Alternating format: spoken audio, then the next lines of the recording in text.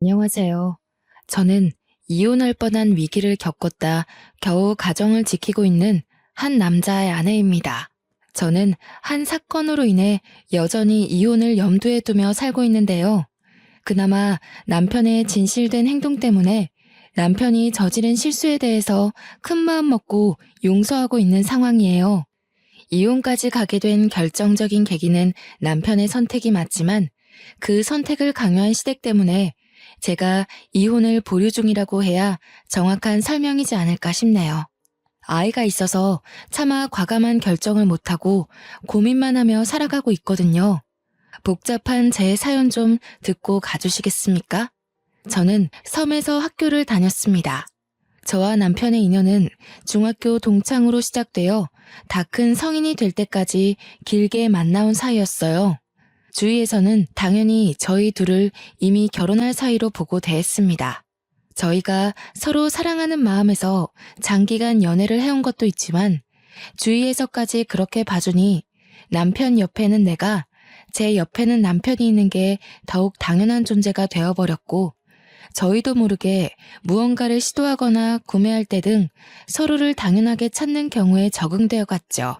저희는 결혼하기 전까지도 계속 서로의 집을 자기네 집처럼 들락거렸습니다. 제가 대학 간다고 같은 곳으로 따라온 남편과 자취방조차 같은 건물로 잡으며 동거 아닌 동거 같은 삶을 지속했었어요. 교복을 벗고 나서도 저희는 어딜 가나 눈에 띌 정도로 붙어 다니는 세트였기 때문에 사람들은 저희와 제대로 친분을 쌓기 전부터 우리한테는 짝이 있으니 따로 사적인 마음을 금지하자라는 수식이 붙기도 했어요. 남편이나 저에게 관심 있어서 접근한 이성들도 저희 둘의 연애 기간을 알게 되면 감히 끼어들지를 못할 정도로 가까운 관계였습니다. 그렇게 내내 같은 울타리 내에서 생활하던 저희도 처음으로 서로 떨어져서 생활하게 되었던 시기가 있었는데요. 바로 대학을 졸업하고 취업했을 때였습니다. 근무지가 다르다 보니 어쩔 수가 없더군요. 하루 6시간 이상 얼굴 안 보고 떨어져 있어 본 적은 처음이었습니다. 저와 남편이 대학 때 전공이 달랐는데 그래도 본 건물은 같아서 팔 뻗으면 닿을 곳에 있었거든요. 그때는 딱히 전공이 다르다는 것도 못 느꼈을 정도로 중고등학교 때랑 크게 다른 생활은 없었어요. 그러나 근무지는 저희가 여태 지내왔던 것에 비해 거리가 좀 있었는데 자차로 20분 걸리는 정도의 거리였습니다. 잠깐 점심시간에 만나는 것도 애매한 시간이라 퇴근해야만 만날 수 있는 사정이 되어버린 거죠. 그렇다 하더라도 저희 둘은 따로 불안감이란 게 없었습니다. 저희는 예전부터 서로에 대한 신뢰가 높았고 또 퇴근하면 남편이 꼬박 저를 데리러 왔으니까요. 저희는 서로 직장을 다닌 지 3년 정도 만에 결혼을 준비하게 되었어요. 혼수는 안 하기로 이미 저희가 결정해버린 일이라서 결혼하기 전에 집 한 채는 준비해서 시작하느라 시기가 좀 늦었습니다. 나이 30이 되고 나서야 결혼을 발표하게 되었는데 주변에서 저희더러 결혼할 줄 알았다며 드디어 하냐고 짐 빠지게 기다리고 있었다네요. 저희에게 결혼이라는 것은 그리 긴장감 있는 일은 아니었지만 그래도 우리 사이에서 뭔가 색다른 변화가 일어나는 것 같아 약간은 설레었던 기억이 남아 있어요. 긴장감이 없었던 건 저희 둘 말고도 양가 어른들 또한 마찬가지였는데요. 상견례 또한 그냥 동네 주민이 오랜만에 만나서 하는 수다 떠는 분위기로 진행이 되었습니다. 저랑 남편이 섬에서 만난 인연이잖아요. 당연히 양가 부모님들도 섬에서 알고 지냈던 사이일 수밖에 없지 않습니까? 상견례에선 거의 옛날 얘기나 요즘 근황 등을 묻는 시간으로 가득 보냈습니다. 가영이가 이렇게 많이 컸구나. 완전 아가씨가 다 됐네. 세월 참 빠르다. 섬에서 우리 성일이랑 같이 밥 먹으러 들락거렸던 때가 엊그제 같은데 왜 아니겠어요? 우리 집에도 성일이가 자주 와서 밥 먹고 가고 그랬었는데 그때 둘이 만난다는 얘기는 소문으로 들었지만 이렇게 길게 만나올 줄은 정말 상상도 못했네요. 근데 어째 성일이는 학교 다닐 때보다 더 큰 것 같다? 클 때 됐죠. 그때가 언젠데 아직도 중학생만 할까? 그래서 가영이 식구들은 그동안 어떻게 지내셨대요? 성일이가 통 말을 안 해줘서 사돈 될 사람들이 요즘 어떻게 지내고 계셨는지도 모르네요. 예나 지금이나 똑같죠 뭐. 먹고 살기 바쁘고 또 가영 아빠가 곧 퇴직이라 제가 이번에 아르바이트 하나를 구했거든요. 이제는 이보다 제가 집 나가는 날이 많지 않을까 싶어요. 성일이네는 횟집 장사 잘 되죠? 우리도 뭐 똑같지. 예전보다는 관광객들이 많아져서 매출이 오르긴 했는데 그것도 성수기 때나 그래. 이제 성수기도 다 갔고 그냥 뭐 문만 열어놓고 있어. 상견례 치고는 꽤 아수라장 시장통 같은 대화였던 걸로 기억합니다. 엄마는 시어머니랑 얘기하느라 바쁘고 아빠는 시아버지랑 퇴직 얘기로 근심을 나누고 저와 남편은 부모님들 대화 사이에서 추억을 회상하며 서로의 옛날 일을 놀리느라 재미를 봤죠. 상견례를 재밌다고 표현할 수 있는 며느리가 얼마나 될지는 모르겠지만 저는 그랬습니다. 시부모 될 사람들도 중학교 때부터 알고 지냈던지라 잘 보이고자 아부떨 만한 것이 크게 없었거든요. 모두가 이미 안면 튼 사이였기 때문에 저는 솔직히 다른 며느리들보다 편한 출발점에서 시작한다고 생각했어요. 그런데 역시 며느리란 존재는 시부모와 갈등이 생길 수밖에 없도록 만들어졌나 봅니다. 어디서 며느리 사랑은 시아버지라고 들은 적이 있는데 그것도 제게는 해당 사항이 없나 봅니다. 유리한 출발선에 섰다고 생각했더니 완전 거꾸로 주행하게 됐지 뭡니까? 상견례 때까지만 해도 분위기가 좋아서 잊고 있었던 사실이 하나 있는데요. 시댁에서 저와 남편의 연애 관계를 처음 알았을 때 저를 좀 못마땅해 했다고 들었습니다. 섬 동네라도 학부모 모임 때문에 어른들끼리 모이기도 하는데 거기서 선생님을 통해서 저희 관계가 동네방네 발설된 거였거든요.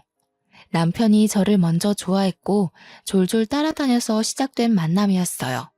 그 얘기를 듣고 시모가 자기 아들이 그랬을 리가 없다면서 부정을 했다고 엄마한테 들은 적이 있습니다. 엄마도 당시에는 시모가 은근히 부정하는 말에서 기분이 상했다고도 했어요. 저는 그리 특출나게 예쁜 것도 아니었고 공부도 평범했고 게다가 우리 집안 형편 또한 그냥 남들 하고 사는 만큼 정도였는데요. 그 말은 적당한 대출까지 있었다는 뜻입니다. 누구한테 내세울 만큼 자랑할 형편이 아니었다고 솔직하게 말씀드릴게요. 반면 남편 집안은 옛날부터 달랐어요. 남편은 섬에서 횟집을 하는 주인의 아들이었고 중학교 선생님들 사이에서도 유명했습니다. 장난삼아 불리는 별명이 돈 많은 장사집 도련님이었으니 말 다 한 거 아니겠습니까? 그 횟집이 인기 좋아서 제법 매상이 높은 가게였거든요. 작은 섬에서 횟집이라곤 그곳밖에 없으니 매상이 좋을 수밖에 없기도 했죠. 게다가 남편은 시댁집에서 아주 귀한 대접을 받는 3대 독자였어요. 그렇다 보니 시댁에서는 제가 자기 아들 짝으로 있기에 상대적으로 별 볼 일 없어 보였을 겁니다. 저같이 평범한 여자에게 주기 아까웠겠죠. 그래도 당시의 시모는 그저 중학생 애들이 호기심에 가볍게 만나보는 거 생각하고 그냥 내버려뒀던 것 같아요. 시댁이 우리가 생각보다 길게 만남을 이어오고 있다는 걸 아셨을 때는 바로 대학 때였는데요. 남편 자취방을 계약하다가 시모와 제가 마주치게 됨으로써 저희는 당시까지 쭉 연인 사이를 이어왔다고 밝혔습니다. 남편이 자기 가족한테 사생활을 알리는 타입이 아니라서 저와의 관계도 딱히 말씀드리지 않았나 봐요. 그때 시부모가 상당히 당황하는 모습을 보이셨던 걸로 기억합니다.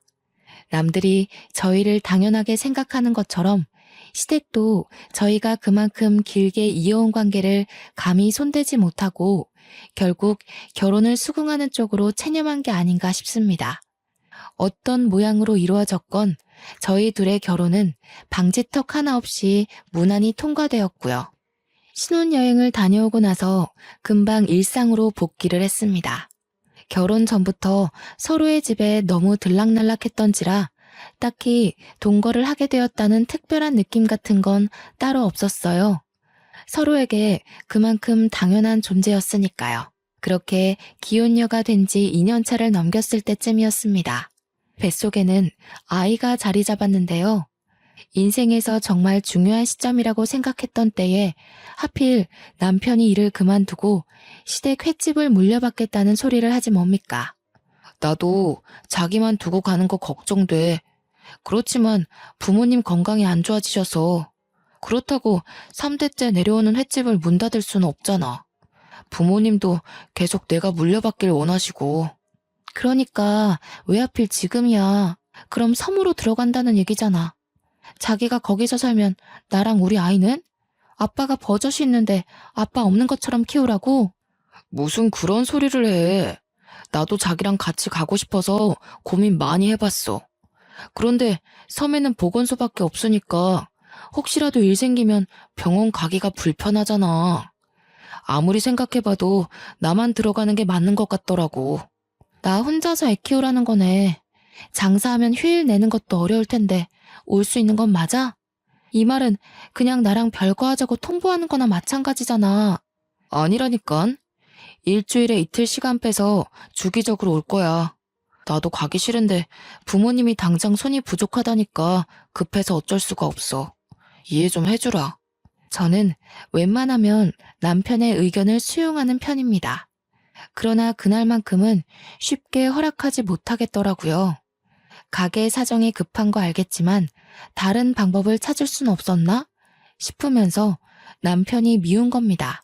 제가 임신 중인 걸 알면서 남편을 섬으로 끌어들이는 시부모한테도 서운했어요. 심지어 시댁에선 제가 하루 만에 답을 내놓길 바라셨던 건지 바로 다음날 직접 확인 전화가 왔더라고요. 신문은 제게 가게에 대한 유래부터 남편이 가게를 물려받아야 하는 사정을 보채었고 또 가게가 얼마나 소중한 자산인지 설교를 했습니다.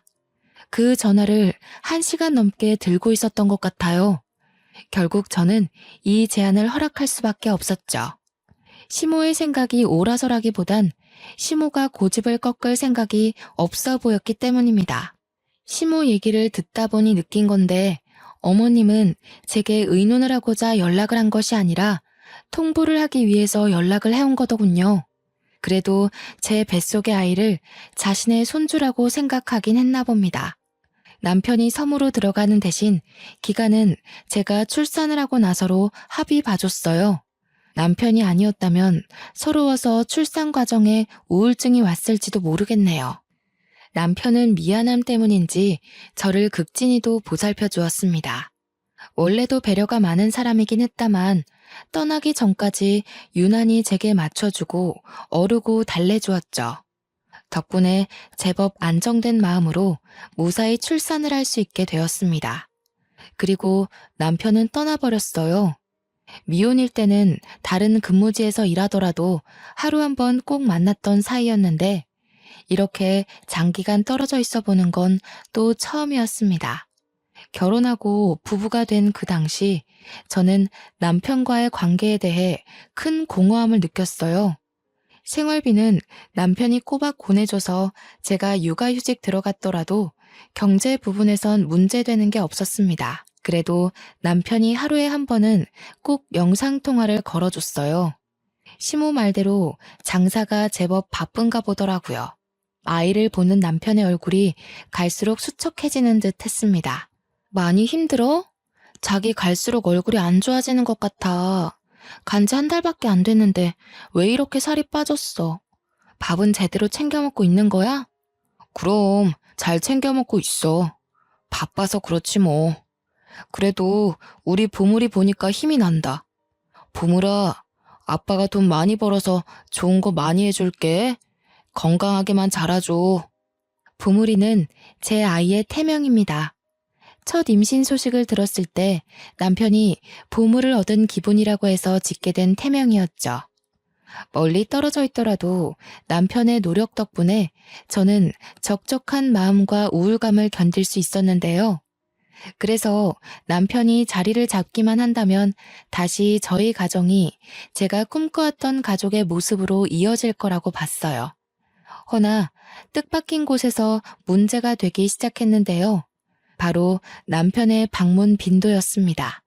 한 1년까지는 남편이 약속했던 대로 꼬박꼬박 집에 왔거든요. 그러나 아이가 두 발로 걷기 시작할 무렵부터는 다음 주에 갈게. 미안해. 장사가 너무 바빠서. 지금 성수기잖아. 이 같은 소리를 꼭 입버릇처럼 하며 집에 오는 발길이 점점 줄어들었죠. 작년에는 성수기 없었어?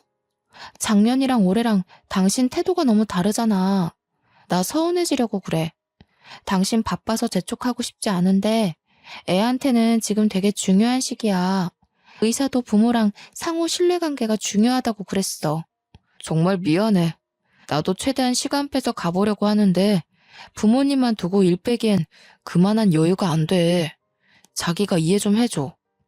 우리 태욱이 키우려면 돈 많이 모아야 되니까. 벌써 2달째야. 이러다 얼굴 까먹겠네. 태욱이가 아빠 있는지도 모르고 크겠어. 다음 주에는 꼭 오는 거지? 나 저녁거리 사놓고 기다린다. 오, 알겠어. 다음 주에는 꼭 가. 미안해. 내가 내일 또 연락할게. 바빠서 끊어야겠다. 엄마가 또 부르네. 그렇게 다음 주가 되었으나 남편은 오지 않았습니다. 2~3번은 바빠서 그렇다고 100번 양보해 줄 수 있었지만 당시에는 3달째 넘어가는 날짜였어요. 더 이상은 바빠서라는 이유만으로 눈 감아주는 게 어렵더라고요. 예전까지만 해도 해명으로 들리던 남편의 말이 이젠 거짓말로 의심까지 되었습니다. 이대로 있다간 제가 의부증이라도 걸릴 것 같아서 저는 결국 섬에 한번 찾아가 보기로 큰 결심 먹었죠. 아이를 안고서 배를 타고 1시간이나 걸리는 섬으로 들어갔습니다. 근 20년 만에 오는 고향이었어요. 남편 횟집은 바닷가를 끼고 있는 위치에 있는데요. 섬이 제주도처럼 큰 게 아니다 보니까 선착장에 내리면 저 멀리 남편의 횟집이 바로 보이거든요. 그런데 저는 그곳을 보고서 제 눈을 여러 번 의심했지 뭡니까. 횟집까지 가까이 다가가는 내내 온갖 생각이 머릿속에서 휘몰아쳤지만 그래도 남편을 믿고자 직접 두 눈으로 목격하기 전까진 오해를 하지 않으려고 했어요. 그러나 제가 가게 앞에 도착했을 때 저는 그동안의 남편 행실에 대해 전부 의심을 하게 되었어요. 가게에는 손님이 줄을 서기는커녕 아예 임대로 건물을 내놓은 상태였습니다. 문 앞에 멍하니 서서 하얀 종이 위에 까만 글씨를 한참이나 쳐다봤는데요. 그때 옆에서 작은 슈퍼하던 아줌마가 나와 보더니 저를 발견하곤 말을 걸어왔습니다. 그 횟집 안 하는데? 오래전에 다른 곳으로 이전했어요. 들어오는 사람이 적다 보니까 횟집이 있어도 장사가 영 그랬지 뭐. 저기 한참 위쪽으로 올라간다고 그랬던 것 같은데. 슈퍼 아줌마는 제가 중학교 때 빵 사 먹으러 자주 들리면서 봤던 주인 아줌마였어요. 여태 일을 하고 계셨는지 몰랐는데 워낙 여전하셔서 간만에 봐도 알아보겠더라고요. 아줌마는 저를 바로 못 알아보다가 제가 이름을 말해주며 아는 척하니까 뒤늦게 알아채더군요. 섬 동네가 작아서 당시 학부모님들이 아닌 웬만한 어른들까지도 저와 남편의 관계를 알고 있었어요. 결혼했다는 것도 당연히 소문 듣고 알았을 겁니다. 그때는 시부모가 섬에서 장사를 하고 계셨기 때문에 섬 드릴 청첩장을 시댁 쪽에서 전부 돌리기로 했거든요. 아이고, 가영이 네가 애를 낳았구나. 어머나 세상에 예쁘기도 하지. 한번 안아봐도 되겠니? 어쩜 이렇게 토실토실 예쁘게도 생겼나 몰라. 저도 아줌마가 반가웠던지라 흔쾌히 아이를 넘겼고 잠깐 제 사정을 뒤로한 채 한참이나 아줌마의 근황을 여쭙고 대화를 나눴습니다. 그러다 자연스레 물꼬를 터서 다시 횟집 이야기까지 돌아오게 되었는데요. 저는 그 기회를 틈타 횟집 사정을 제대로 묻게 되었죠. 성일이 집 가게 안 한 지 많이 오래됐어요? 제가 들은 얘기가 없어요. 어머님한테 듣기로는 이 섬에 관광객이 더 늘었다고 하던데요. 제가 묻고자 하는 의도는 다른 부분이었는데 정작 아줌마는 엉뚱한 곳에서 고개를 기울지 뭡니까. 제 질문에 어리둥절해하면서 지금 성일이 엄마를 두고 어머님이라고 한 거냐고 묻는 거 아니겠어요? 잠깐만. 설마 이 아이가 저 횟집 핏줄이니? 성일이랑 너 계속 만나고 있었던 거야? 고등학교 나가면서 헤어진 줄 알았는데 아니었어? 네? 그럴 리가요. 저랑 성일이 결혼했잖아요. 소식 못 들으셨어요? 어머님 쪽 통해서 청첩장 전해드린 걸로 아는데요. 어머님 말로는 주민들 모두 육지까지 나오는 게 번거로워서 결혼식 참석은 못 하셨다고 들었어요. 뭐라고? 청첩장은 무슨 휴지 조각 한 장도 본 적이 없다. 저 횟집 아줌의 말로는 니들 둘 이 섬 나가면서부터 진작 갈라섰다고 들었어. 다들 그냥 그러려니 했지. 조그만 애들 둘이 연애했다가 깨지는 게 뭐 대수는 아니니까. 당최 이게 무슨 말인가 싶었어요. 저와 남편이 섬을 나간 건 아줌마 말대로 고등학교 입학을 하면서부터였습니다. 이 섬에는 고등학교가 없기 때문이었죠. 물론 다들 저와 남편이 내내 연애를 해왔다는 거 모를 수도 있는 부분입니다. 그러나 결혼을 한 것까지 몰랐다는 건 제 기준으로 이해가 안 되었어요. 분명 시댁 쪽에서 자기들이 섬 주민들에게 청첩장을 나눠준다고 하여 다 전달했었거든요. 그런데 저희가 결혼했다는 사실을 아무도 모르고 있다뇨. 슈퍼 아줌마가 놀란 것처럼 저 또한 당황하여 이게 무슨 상황이지 싶었습니다. 제가 아무 말도 못하고 있자 아줌마가 덧붙이는 말이 있었는데요. 이제서야 기억이 나네. 맞아. 저 집 인천 바다 쪽에 간다고 했었어. 그게 한 2년 됐나? 그때 이전하는 이유가 성일이 결혼 때문이라고 그랬거든. 성일이랑 만나는 여자가 인천 쪽에 산다고 해서 간다고 그러더라. 결혼이요? 인천 사는 여자랑 결혼할 거라 그랬다고요? 저희 어머님이 직접 그러시던가요? 혹시 성일이도 이 부분에 대해서 알고 있어요? 제가 전혀 몰랐던 표정이라 아줌마도 말하는 내내 눈치를 보기 시작했어요. 아줌마는 다른 건 자세히 모른다며 자기도 그나마 옆집이라 슬쩍 물어봐서 대충 들었다고만 했습니다. 저는 카메라로 극악의 사진을 찍고 아줌마께 인사를 전한 뒤 당장 그 섬을 빠져나왔어요. 그리고 남편한테 전화를 걸었습니다. 잠자리에 들 시간도 아닌데 남편이 받질 않더군요. 무슨 생각이었는지 모르겠지만 저도 그때 제정신이 아니었던 듯해요. 무작정 섬을 나오고 나서 바로 인천 가는 버스를 탔는데 아이 생각을 못하는 바람에 중간에 내려서 아이 먹을 식품을 구매하고 다시 버스를 탔던 기억이 납니다. 그리고 저는 계속해서 전화를 안 받는 남편한테 문자를 남겼습니다. 나 인천이라고. 그랬더니 남편한테서 한 30분 뒤에 전화가 오는 거 아니겠습니까? 너무 서글픈 거 있죠? 내내 연락 안 되던 사람이 그 문자 하나로 이렇게 전화가 오는 거면 제가 의심하고 있는 모든 것이 들어맞는 꼴이잖아요. 인천이라니? 장난치는 건 아닐 테고. 아무런 연고도 없는데 뜬금없이 거긴 왜 갔어? 태우기는? 설마 이 늦은 시간에 태우기까지 데리고 간 건 아니지? 맞아. 태욱이랑 같이 왔어. 아무런 연고가 없기는. 나 여기 당신 보러 왔는데? 당신이 너무 바빠서 나한테 가게 이전했다는 말도 안 한 것 같길래 직접 찾아왔어. 옆에 어머님 아버님도 계시지? 무슨 소리야. 나를 찾는다면서 왜 인천으로 가? 이상한 소리 말고 얼른 집에 가. 그러다 태욱이 감기라도 걸리면 어떡해. 당신은 정말 끝까지 나한테 말해줄 생각이 없었구나. 내가 이렇게까지 하면 솔직하게 말해줄 거라고 생각했는데 결국 비참한 꼴을 밝혀야 되겠어? 저는 남편에게 섬에서 임대로 내놓은 가게 사진을 전송했습니다. 남편이 당황했는지 당장 수화기 너머로 돌아오는 답변이 없었어요.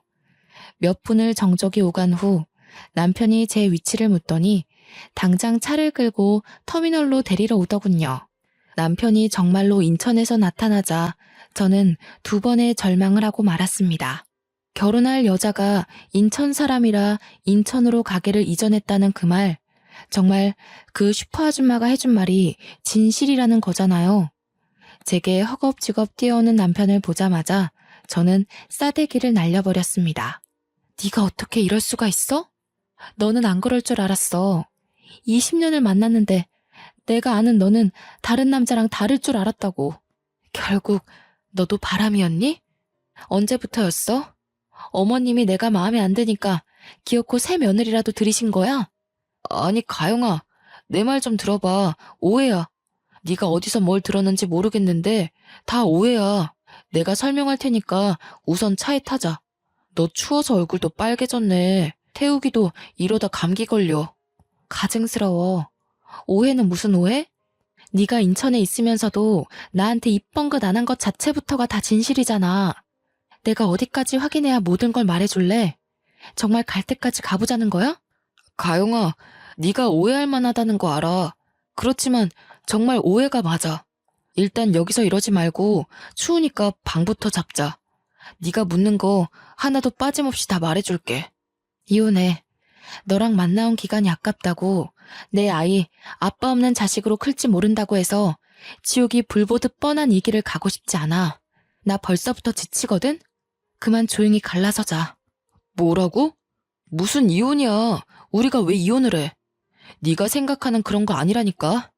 그래, 네가 내 말 들을 준비가 안 된 것 같으니까 그냥 보여줄게. 갈 때까지 가야만 네 소가리가 풀린다면 내가 그렇게 해줄 테니까 가게 가보자. 남편은 오히려 적반하장으로 나왔습니다.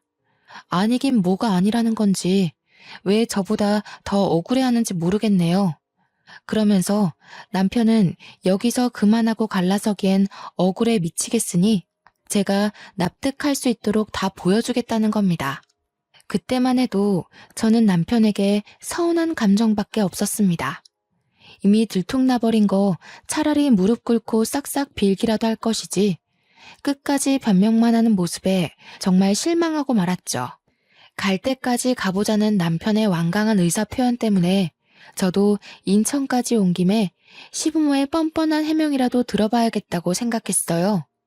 그렇게 고민하다가 결국 저는 남편을 따라 인천 바다 쪽으로 향했죠. 그곳엔 정말 시댁에서 운영 중인 횟집이 있었고 입구 앞까지 다가가자 입구 쪽 카운터에 웬 배부른 여자 하나가 있었습니다. 그 여자는 카운터에서 계산을 도맡고 있었어요. 그 순간 든 생각이 뭔 줄 아세요? 저 여자 뱃속의 아이가 제 남편과 관련이 있을 것만 같더라고요. 뻔한 현실을 마주하기가 덜컥 두려웠던 저는 더 들어가지 못하고 품에 안은 아기만 꼭 안으며 멈춰섰습니다. 그랬더니 남편이 제 아들을 대신 안아주면서 저를 붙잡고 다시 가게 안으로 인도를 해주었죠.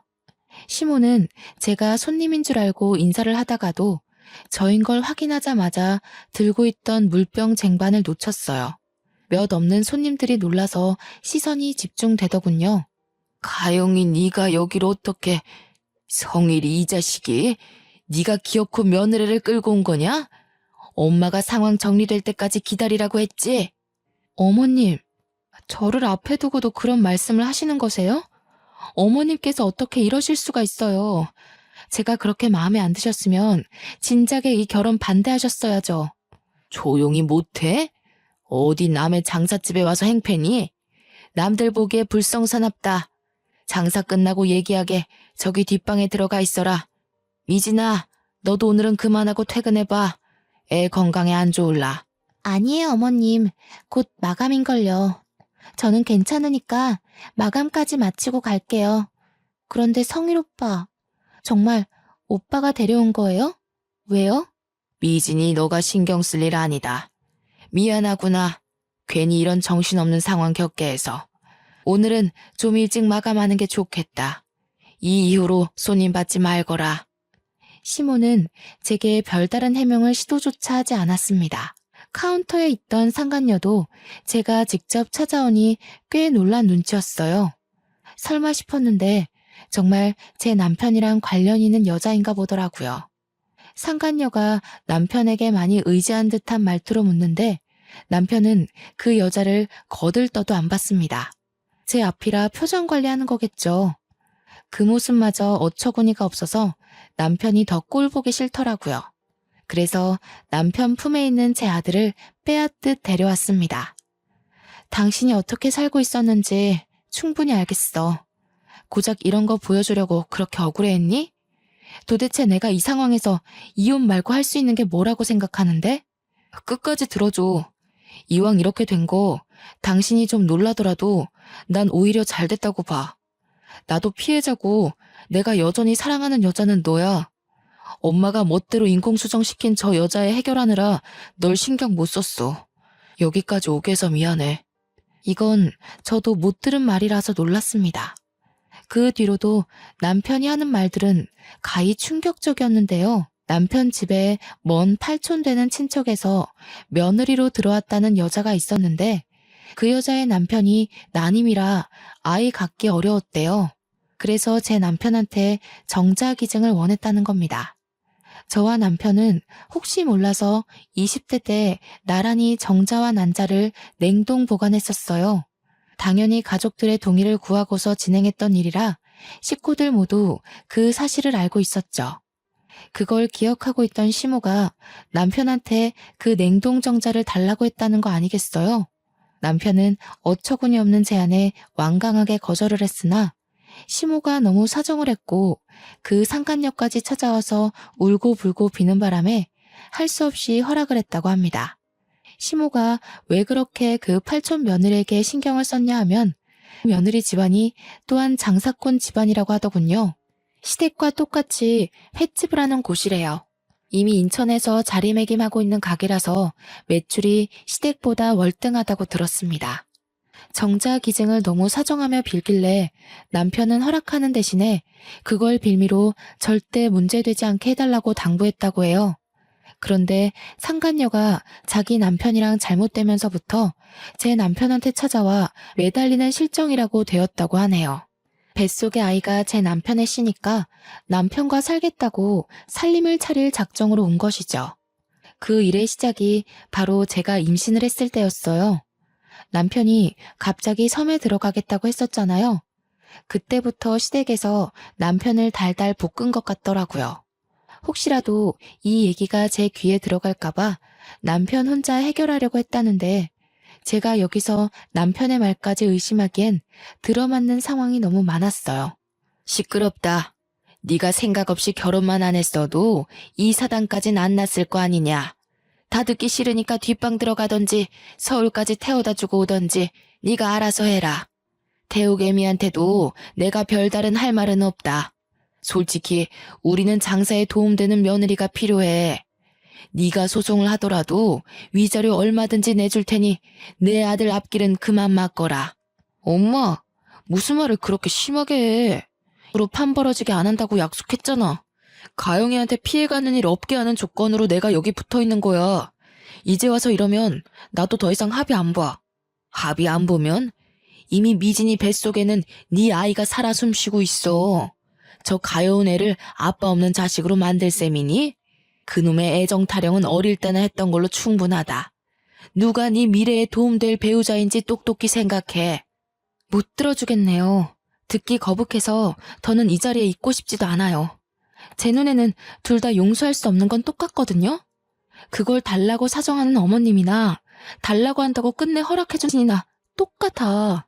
뭐야? 조조 말하는 꼬락서니 좀 봐라. 젊은 여자 입에서 저런 망측한 소리가 나오니 애가 뭘 보고 배우겠어? 며느리라는 것이 시애미한테 눈 부릅뜨고 쌍심지나 켜고 집안이 못나면 성품이라도 바람직해야지. 이제야 하는 소리지만 내 아들이 천배 만배 아깝다. 듣고 있던 남편은 저를 막아서며 직접 시모한테 호통을 쳤습니다. 남편은 시모 생각과 다른지 상간녀와 시부모를 한 통속으로 싸잡아서 소리치더라고요. 특히 상간녀를 무척 대놓고 하찮은 취급하는데 이게 제 앞이라 연기하는 느낌은 아니었어요. 아무리 바람피지 않은 척을 한다지만 상대 여자한테 이렇게까지 모욕을 줄 수 있나 싶을 정도로 상간녀를 내려까고 있었습니다. 나는 더 이상 모르는 일로 할 거야. 여태 해결될 거라 보고 좋게 설득하려 했는데 가영이가 알아버린 이상 나도 이판사판 없어. 저 여자가 품은 아이? 그거 내 아이라 생각하지 않아. 저 여자 내쫓지 않으면 저 여자가 낳은 아이까지 망하게 하는 걸 내가 보여줄게. 어머머, 너 지금 그게 무슨 말이니? 어떻게 네 아내 될 사람한테 그런 막말을 해? 엄마가 널 어떻게 키웠는데? 넌 이 집의 3대 독자야. 내 귀한 자식을 저런 별 볼 일 없는 집에 넘겨줘야 하는 부모 입장은 생각도 안 해봤니? 어머님, 저를 인정 못하겠다고 하셨나요? 어머님이 이런 몰상식한 짓을 벌이고도 얼마나 잘 지낼 수 있을지 두고 볼게요. 제가 두 눈 뜨고 있는 이상 어머님은 영영 죗값 치르셔야 될 겁니다. 어머님께서도 별 볼 일 없어지면 다신 그런 소리 못하겠죠. 그날 거기서 저는 거의 끝을 보는 수준으로 시댁과 다퉜습니다. 이미 남편과의 이혼을 마음먹었고 다시는 시댁이 저와 제 친정을 무시하지 못하도록 단단히 망가뜨려버리겠다고 복수심을 키웠어요. 시모가 저를 버릇없다고 나무라던 와중에 눈치 없이 끼어든 상간녀는 갑자기 자기 배를 잡고 쓰러지는 거 아니겠습니까? 그 계산적인 행동에 시모랑 주방에 있던 시부까지 상간녀한테 달려들어 119를 부르고 난리가 났습니다. 그 난장판인 와중에 상간녀와 눈이 마주쳤는데 그 순간 상간녀가 저를 쏘아보던 눈을 아직도 잊을 수가 없어요. 제가 본 눈빛 중 가장 표독스러운 시선이었거든요. 상간녀가 기가 막힌 연기를 하며 실려갈 때까지도 남편은 제 옆에서 꼼짝도 안 하고 있었는데요. 그저 우리 아들이 오니까 달래주기만 할 뿐이었습니다. 오히려 제가 남편의 눈치를 좀 봤었네요. 성일아, 뭐하니? 네가 보호자로서 같이 가줘야 될 거 아니야. 미진이 죽는다. 얼른 뛰어오지 못해? 그 여자 그러는 거 한두 번이야. 그리고 데려온 사람이 보호자여야지 누굴 떠밀어. 나는 가영이 데리고 서울 갈 테니까 다신 그 여자 일에 나 끼워 넣지 마. 그 여자랑 혼인관계도 아니고 가영이가 소송한다면 흔쾌히 도울 거야. 엄마 아빠가 저지른 일 나한테 떠넘기지 말고 알아서들 처리해. 듣고 보니 남편이 제게 억울하다고 했던 그 마음이 진심이더군요. 상간녀를 따라 병원을 간 사람은 결국 시모였고 손님 때문에 자리를 뜨지 못한 시부만이 다시 가게 안으로 들어왔습니다. 그런데 화가 난 채로 들어온 시부가 다짜고짜 남편의 싸다구를 때리는 게 아닙니까? 무책임한 놈. 내가 널 이렇게 키운 거니까 천벌을 받아 마땅하지. 어차피 천벌 같은 거 훈육이라 생각하고 몇 대 더 맞아라. 손님들도 와서 시부를 말릴 정도로 시부는 남편에게 손찌검을 서슴지 않았습니다. 저는 안고 있던 아이를 내려놓고 급하게 남편을 막아섰죠. 왜 이러세요, 아버님? 아버님도 그러시는 거 아니에요. 법으로 따진다면 아버님 지금 범죄자세요. 그렇게 아낀다는 아들까지 손수 그렇게 만드신 거라고요. 뭐가 떳떳해서 자식한테 손찌검을 하세요? 제가 이혼해주길 원하셨어요? 네, 소송해드릴게요. 그 결과를 모르고 벌인 일은 아닐 테니까요. 시부가 억누른 감정을 못 참고 제게도 손찌검을 하려는 걸 손님들 덕분에 차마 닫지 못하고 있었는데요. 그때 남편이 그대로 시부를 밀어버렸습니다. 남편의 힘에 시부 옆에 붙어있던 손님들까지 휘청거리며 넘어졌고요. 그러더니 남편은 저더러 무슨 이혼이냐고 자기는 절대 이혼할 수 없다면서 저한테 사정하기 시작하더라고요. 자기가 정자기증을 허락하는 바람에 이 사단이 났지만 이혼만큼은 못한다고 나 없이 못 산다고 싹싹 비는데 제 마음이 줏대 없이 흔들리지 뭡니까? 그럼 당신 부모님이랑 연 끊을 수 있어? 나는 이제 당신 부모님 모시고 살 생각 추호도 없어. 그런데 당신이 부모님과의 연을 못 놓겠다면 난 당신 보고 못 살아. 차라리 당신이랑 좋았던 기억만 가지고 평생을 그리워하는 편이 나아. 저는 나름 최후의 수단이라고 생각하며 말했는데 남편은 눈물까지 보이면서 제게 넙죽 엎드렸습니다. 그러면서 당장 시부모와 연 끊을 수 있다고 자신도 이번 기회에 부모님께 많이 실망했다고 하더군요. 남편이 3대 독자이기 때문에 집에서 굉장히 중요한 존재인데 남편의 그런 발언은 듣고 있던 시부의 분노를 다시 돋우기에 충분했습니다. 제정신이냐? 고작 저런 여자 때문에 감히 천륜을 끊으려고 해? 해도 될 소리가 있고 안 될 소리가 있는 거야. 어디서 정신 빼고 그런 소리를 해? 나도 내 주체적으로 살 거야. 아빠 엄마 놀이개짓 하는 건 결혼 전까지만 해도 충분했어. 아빠가 아빠 가정 지키는 것처럼 나도 내 가정 지켜야 하는 가장으로서 경고하는 거야. 다시는 말도 안 되는 일 꾸며서 내 가족 괴롭히지 마. 이젠 부모라도 가만 안 있어. 남편은 그대로 저와 아들을 데리고 가게를 빠져나왔습니다. 이젠 시부가 제게도 욕을 서슴지 않고 발설했는데요. 가게 앞에 화분을 발로 차 넘어뜨리면서 그 욕은 다시 남편에게로 향했습니다.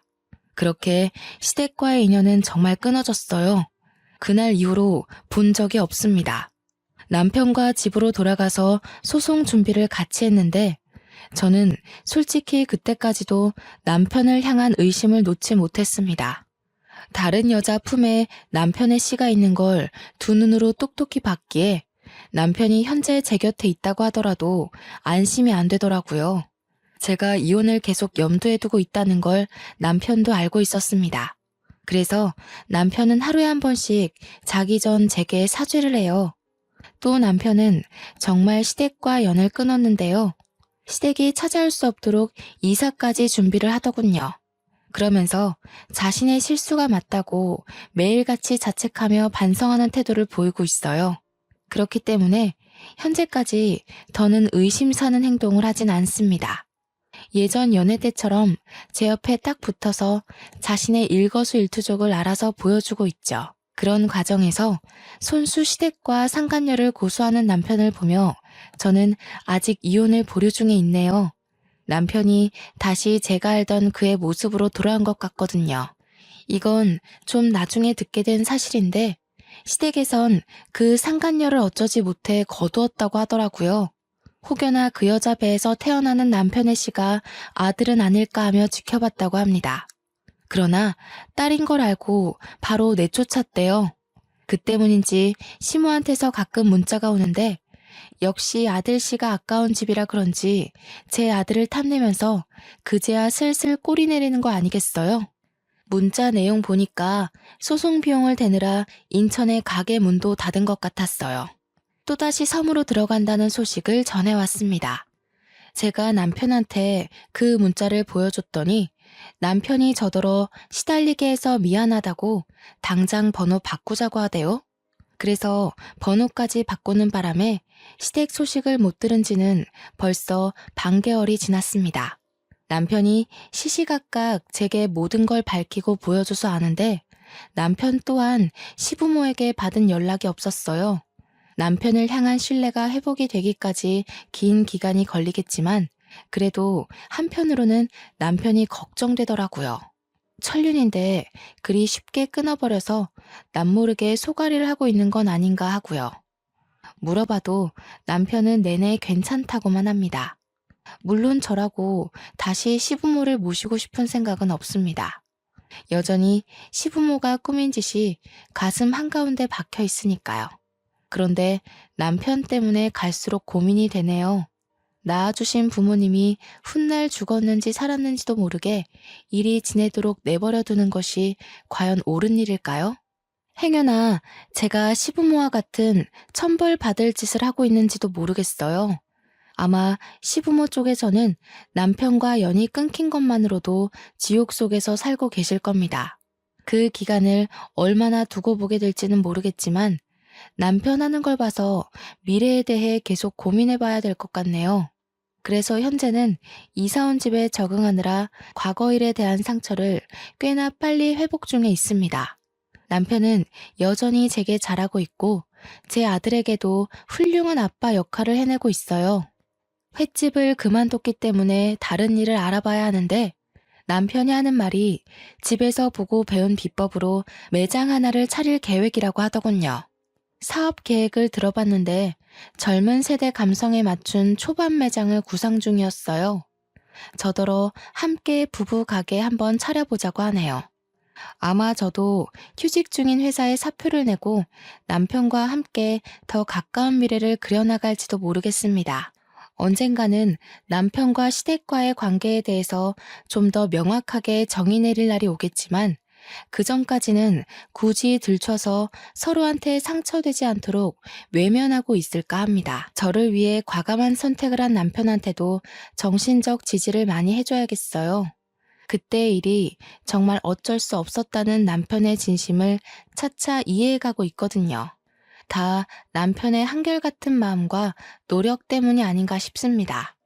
제 사연은 이렇게 마무리가 됩니다. 들어보니 어떠셨나 궁금하네요. 살면서 이런 기괴한 일을 꾸미는 시모가 또 어딨나, 과연 있기나 할까 그것도 묻고 싶고요. 부디 이런 불행한 일은 저 하나로 족한 세상이었으면 좋겠습니다. 남의 불행을 사주하는 것이 얼마나 가슴 아픈지 겪어보니까 너무 별로더라고요. 다들 건강하고 웃음 많은 가정에서 지냈으면 싶어요. 그만 인사드려야겠네요. 제 사연 들어주셔서 감사합니다.